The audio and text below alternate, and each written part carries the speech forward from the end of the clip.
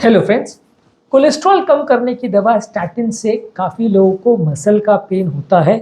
ये दवा लेने के बाद हाथ पाँव का दर्द होना काफ़ी कॉमन है, लगभग 8-10% लोगों को देखने को मिलता है। कुछ कुछ लोगों में दर्द ज़्यादा भी होता है, कभी कभार दवा बंद भी करना पड़ता है। तो आज हम डिस्कस करेंगे इस तरह के लोगों के लिए क्या किया जा सकता है या क्या ऐसे टिप्स हो सकते हैं जिससे कोलेस्ट्रॉल वाली दवा स्टैटिन से होने वाले मसल पेन में को फ़ायदा मिले, दर्द से राहत मिले और उनको दवा बंद करने की ज़रूरत ना पड़े। और यदि पड़ती भी है तो क्या क्या चीज़ें कर सकते हैं उस पर डिस्कशन करेंगे। टॉपिक पर जाने से पहले जो लोग हमारे चैनल पर नए हैं उन्हें रिक्वेस्ट करूँगा कि चैनल को सब्सक्राइब करें, वीडियोज़ को लाइक और शेयर करें। कोलेस्ट्रॉल कम करने वाली दवा स्टैटिन से काफ़ी लोगों को साइड इफेक्ट होता है, मसल पेन होता है। ज़्यादातर लोगों को दवा बंद करने से ये कुछ दिनों में दर्द अपने आप चला जाता है। तो इसलिए सबसे पहले ज़रूरी चीज़ ये कि इस तरह के दर्द में टेंशन मत लीजिए, क्योंकि ये दर्द आपको मसल डैमेज हो रहा है या मसल में कोई इंजरी हो रही है उसका कोई मार्कर नहीं है। ये खाली ये इंडिकेट करता है कि आपके मसल में पेन है जो कि रिवर्सिबल है, परमानेंट डैमेज का कोई मार्कर नहीं है। अनलेस किसी व्यक्ति को मसल एंजाइम्स बढ़ रही हैं जो कि काफ़ी रेयर है, अगर वैसा कुछ हो रहा है तो फिर आपको थोड़ा विशेष ध्यान रखना पड़ेगा। पर ज़्यादातर लोगों के लिए ये कोई टेंशन का इशू नहीं है। आपके डॉक्टर के साथ आप डिस्कस करिए कि मुझे ये पेन हो रहा है, प्रॉब्लम हो रही है, ये दवा लेने से बहुत ज़्यादा पेन हो रहा है। थोड़े दिन दवा को बंद करके देख सकते हैं, पर हाँ, दवा बंद करने से पहले भी आइडियल होगा कि अपने डॉक्टर के साथ डिस्कस करके देखिए कि दवा बंद करने से सेफ होगा कि नहीं होगा, या दवा चेंज करने से या डोज कम करने से फ़ायदा हो सकता है क्या, ये डिस्कस करके फिर डिसाइड करें तो ज़्यादा अच्छा है। अगर दवा बंद करने के बाद दर्द पूरी तरह से चला जाता है तो माना जा सकता है कि ये स्टैटिन इंड्यूस मसल पेन है। लेकिन कभी कभार ऐसा होता है कि पेशेंट को मसल पेन होता है, हमें लगता है कि दवा की वजह से है, लेकिन जब हम दवा बंद करते हैं तो भी पेन नहीं जाता है। इसका मतलब वो पेन हो किसी और कारण से रहा था, शायद स्टैटिन लेने से या कोलेस्ट्रॉल की दवा लेने से पेन बढ़ गया, लेकिन वो फिर भी था किसी और वजह से, जो कि दवा बंद करने के बावजूद भी कम नहीं हुआ। तो वैसे केसेस में आपको दर्द के कारण को ढूंढना पड़ेगा, कारण को ठीक करना पड़ेगा, उसके लिए मैनेजमेंट करना पड़ेगा। वैसे केस में सिर्फ दवा बंद कर देने से सब चीज़ ठीक हो जाएगी, ऐसा सोचना गलत है। वैसे केस में डॉक्टर के साथ आप डिस्कस कर सकते हैं कि अगर पेन हो रहा है तो आप या तो स्टैटिन का डोज कम कर सकते हैं। मान लीजिए अगर हाई डोज स्टैटिन दिया, किसी को रोजवास्टैटिन 40 mg दिया या अटोरवास्टैटिन 80 mg दिया, तो उसके बदले आप 40 के बदले 20 लेके देख सकते हैं, 80 के बदले 40 लेके देख सकते हैं। अगर इस तरह का डोज कम करने से दर्द कम हो जाता है या चला जाता है तो अच्छी बात है। अगर नहीं जाता है तो फिर डोज थोड़ा और कम करके देखा जा सकता है। और साथ में आप कोलेस्ट्रॉल वैल्यूज़ को भी चेक कर सकते हैं कि डोज कम करने से कोलेस्ट्रॉल वैल्यू में कितना फ़र्क पड़ा। मान लीजिए आपने 80 मिलीग्राम अटोरवास्टैटिन चल रहा था तो 40 पे कर दिया, पर उसके बदले अगर कोलेस्ट्रॉल वैल्यूज़ आपके बढ़ना चालू हो गए और अगर आप हाई रिस्क केस में हो तो फिर आपको दूसरी दवाइयाँ दी जाएगी, यानी स्टैटिन के बदले एज़ेटिमेब आपको दी जाएगी या पेम्पेडोइक एसिड दिया जाएगा या दूसरे चेंजेस किए जाएंगे ताकि आपका कोलेस्ट्रॉल वैल्यूज़ बिना उसके भी कंट्रोल हो सके। पर यदि आपका कोलेस्ट्रॉल वैल्यू स्टेबल है, उतना नहीं बढ़ रहा है और आपका रिस्क उतना ज़्यादा नहीं है, मतलब रिसेंटली कोई हार्ट अटैक नहीं आया है, कोई लकवा नहीं आया है, कोई बार बार ब्लॉकेजेस नहीं हो रहे हैं आपको, आप हाई रिस्क कैटेगरी में नहीं हो, तो वैसे केस में आपकी दवा थोड़े दिन के लिए बंद करके देखा जा सकता है। पर अगर आपका केस ऐसा है जो हाई रिस्क है तो फिर डॉक्टर को थोड़ा डोज कम करके देखना चाहिए कि पेन जा रहा है कि नहीं। उसके बाद कोलेस्ट्रॉल वैल्यूज़ को रीअसेस करना चाहिए, क्योंकि ये जानना और समझना ज़रूरी है कि स्टैटिन के अलावा बाकी जो दवाइयाँ हैं, जैसे एज़ेटिमेब है, बेम्पेडोइक एसिड है, फिनोफिब्रेट्स है, ये सारी दवाइयाँ भी थोड़ा बहुत मसल पेन कर सकती हैं और ये सारी दवाइयाँ स्टैटिन जितना फ़ायदा नहीं करती हैं। तो जहाँ तक पॉसिबल होता है डॉक्टर कोशिश यही करता है कि आपको स्टैटिन ही दी जाए। अगर स्टैटिन बिल्कुल बॉडी टॉलरेट नहीं करेगी तो ही वो दवा को बंद करने का प्रयास करेगा, और वो भी आपको बार बार उसको कोलेस्ट्रॉल वैल्यूज़ को चेक करना पड़ेगा कि बंद करने के बाद वो कितना जल्दी बढ़ रहा है, कितना ज़्यादा बढ़ रहा है, और बढ़ने के बाद पेशेंट को ब्लॉकेजेस बढ़ने का कितना खतरा है, ब्लॉकेज बढ़ने के बाद उससे जान का खतरा कितना है, ये सारी चीज़ों को असेस करके डॉक्टर को डिसाइड करना चाहिए। तो इसलिए सिर्फ मसल पेन अगर हो जाए तो तुरंत देखते दवा बंद कर दी बिना कुछ सोचे समझे, ऐसा मत करिए, क्योंकि हर पेशेंट का रिस्क प्रोफाइल अलग होता है। बंद करने के बाद जो लॉन्ग टर्म प्रॉब्लम्स होने का चांस है वो अलग होता है। इसकी वजह से डिसीजन अपने आप से मत लीजिए।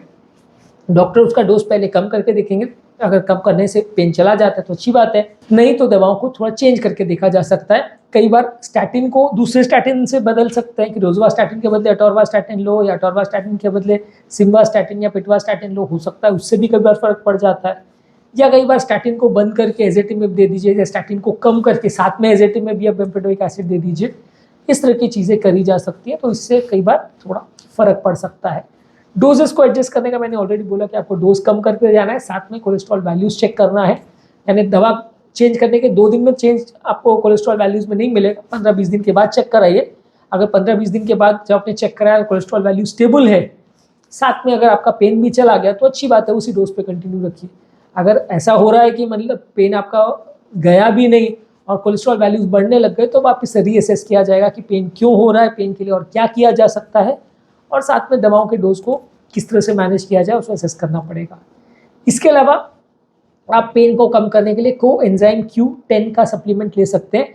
ये मसल पेन में कुछ स्टडीज़ ने शो किया है कि मसल के एनर्जी मेटाबॉलिज्म, जिसको स्टैटिन कम करता है या डिप्लीट करता है, उसको अफेक्ट करता है। ये एंजाइम अगर आप लेते हो तो मसल पेन जो कोएंजाइम Q10 डेफिशिएंसी की वजह से होता है वो फ़ायदा मिल सकता है, तो ये सप्लीमेंट्स की तरह से लिया जा सकता है। इसके अलावा कोलेस्ट्रॉल को कम करने के लिए आप डाइट पर भी ज़्यादा निर्भर हो सकते हो, मतलब दवाओं के बदले आप डाइट और लाइफस्टाइल मॉडिफिकेशन वो सब चीज़ों पर ज़्यादा फोकस करिए, तो दवा का रिक्वायरमेंट ही कम हो जाएगा और वो ज़्यादा हेल्दी भी है। तो वो सब चीज़ों के लिए कोलेस्ट्रॉल को कम करने के लिए क्या कर सकते हैं वो मेरे डिस्लिपिडीमिया के प्लेलिस्ट में आप देख सकते हैं, बहुत सारे आपको वीडियोज़ मिल जाएंगे, तो वो आप चेकआउट करिए। वो सब चीज़ों पर आप फोकस करेंगे तो थोड़ा साथ में आपका कोलेस्ट्रॉल कम करने में भी थोड़ा मदद मिलेगी और दवाओं की ज़रूरत थोड़ी कम हो जाएगी। इसके अलावा थोड़ा पानी ज़्यादा पीजिए, रेगुलर एक्सरसाइज कीजिए। पानी ज़्यादा पीने से मसल क्रैम्प्स और एक्स में थोड़ा फ़ायदा मिलता है, तो आपको उससे भी पेन थोड़ा कम हो जाएगा। डाइट का भी प्रॉपर ध्यान रखिए, बहुत ज़्यादा सैचुरेटेड और ट्रांस फैट्स वगैरह खाने से भी कई बार आपको मसल पेन ज़्यादा होता है। उसके बदले लीन या अनसैचुरेटेड फैट्स ले या प्रोटीन्स ले विदाउट फैट्स वाली, तो वो ज़्यादा हेल्दी होता है और उससे आपका मसल पेन थोड़ा कम हो जाएगा। रेगुलर फिजिकल एक्टिविटी या लो इम्पैक्ट एक्सरसाइज करने से भी मसल पेन कम होता है, मसल की टोन इंप्रूव होती है, मसल का स्ट्रेंथ इंप्रूव होता है। कौन सी एक्सरसाइज कर सकते हैं, कैसे कर सकते हैं, इसका आप अपने डॉक्टर के साथ डिस्कस करके प्लान आउट कर सकते हैं। थोड़ा मोड़ा अगर पेन हो तो लो डोज पेन किलर ले सकते हैं, पर बहुत ज़्यादा हाई डोज पेन किलर मत लीजिए क्योंकि वो हार्ट और किडनी के लिए नुकसानदायक है। तो थोड़ा लो डोज पेन किलर्स आपको दिया जा सकता है यदि आपको पेन हो तो। इसके अलावा मानसिक तनाव को कंट्रोल करने का प्रयास करिए। योगा, प्राणायाम, डीप ब्रीदिंग एक्सरसाइज, इस तरह की चीज़ें करने से मेंटल स्ट्रेस कम हो जाता है। मेंटल स्ट्रेस कम होने से आपका पेन भी कुछ हद तक कम हो जाता है, तो इससे भी थोड़ा फ़ायदा मिलता है। इसके अलावा मसल पेन को कम करने के लिए हमने ऑलरेडी काफ़ी वीडियोस किए, वो हमारे चैनल पर आप चेकआउट कर सकते हैं, उसमें आपको काफ़ी चीज़ मिल जाएगा। हीट और कोल्ड थेरेपी भी आप ट्राई कर सकते हैं। जहाँ पे आपको सूजन है वहाँ पे आप कोई गर्म पानी की पट्टियाँ कर सकते हैं या हॉट वाटर बैग लगा सकते हैं या बर्फ़ से सिकाई कर सकते हैं। अलग अलग व्यक्ति को अलग अलग पैटर्न सूट करता है, किसी को गर्म सूट करता है, किसी को ठंडा सूट करता है, तो उस हिसाब से आप अपना ट्राई कर सकते हैं और इसको करने से भी कई बार पेन थोड़ा कम हो जाता है। कैसे सिम्टम्स हैं और उसको बढ़ रहे हैं कि घट रहे हैं, स्टैटिन कम करने के बाद वो सिम्टम्स जा रहे हैं कि नहीं जा रहे हैं, स्टैटिन कम करने के बाद तो नहीं बढ़ रहे हैं, या स्टैटिन कम करने के बाद वो पूरी तरह से जा रहे हैं या नहीं जा रहे हैं, वो सब चीज़ों को प्रॉपरली मैनेज और मॉनिटर करिए। क्योंकि कई बार क्या होता है, आप वेगली डॉक्टर को बता देते हो कि हाँ दवा जब से चालू की है तभी से पेन बढ़ गया है, पर एक्चुअल रियलिटी वो नहीं होती। आप बाद में डॉक्टर डिटेल में पूछता है या आप ध्यान रखते हो तो पता चलता है कि दवा लेने से पहले से भी आपको पेन हो रहा था, तो इन दैट केस वो मान सकता है डॉक्टर की दवा से रिलेटेड पेन नहीं है। तो वो आपको ध्यान रखना है कि आपको पेन कब से हो रहा है, कितना हो रहा है, दवा लेने के टाइम कितना बढ़ा, दवा लेना बंद करने के बाद कितना घटा, वो सारी चीज़ें आपको प्रॉपर मॉनिटर करनी है, तो डॉक्टर आपको बेटर हेल्प कर पाएगा। इसके अलावा जो दूसरी स्टैटिन्स के बदले थेरेपीज़ है वो ट्राई कर सकते हैं। कोलेस्ट्रॉल कम करने के बाकी तरीके जो हैं उसको ट्रैक कर सकते हैं, उसको मैनेज कर सकते हैं, तो उससे आपका थोड़ा मदद मिल जाएगी और दवाओं की ज़रूरत कम पड़ जाएगी। बहुत ज़्यादा अगर पेन होता है तो फिर स्टैटिन थोड़े टाइम के लिए एटलीस्ट बंद करना पड़ता है और बाद में थोड़े दिन बाद एक बार रीट्राई करके देखा जा सकता है। कई बार क्या होता है, तो शुरुआत के थोड़े दिन पेशेंट को पेन होता है लेकिन बाद में बॉडी एडजस्ट हो जाती है तो पेन नहीं भी होता है, तो बाद में 2-4 महीने के बाद रीटेस्ट किया भी जा सकता है। अगर पेन फिर से आ रहा है तो आपको बंद करना पड़ेगा, अगर पेन नहीं आ रहा है तो आप कंटिन्यू भी रख सकते हो। तो इस तरह से स्टैटिन या कोलेस्ट्रॉल कम करने वाली दवा से होने वाले मसल पेन को मैनेज किया जा सकता है।